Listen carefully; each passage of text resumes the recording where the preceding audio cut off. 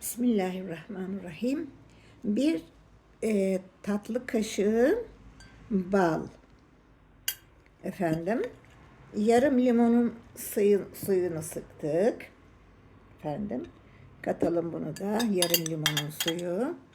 Bir küçük çay kaşığı karabiber ve sıcak suyumuzu dolduruyoruz. Bismillahirrahmanirrahim. Evet, karabiberli limonlu ballı çay. Ben bunu geçen sene öğrenmiştim. Gerçekten çok faydasını gördüm. Ballı, karabiberli, limonlu çay. Boğazı ısıtıyor.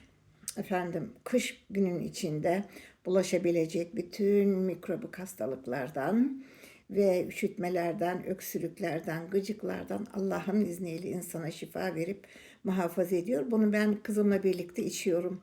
Mümkün olduğu kadar her gün. İnşallah.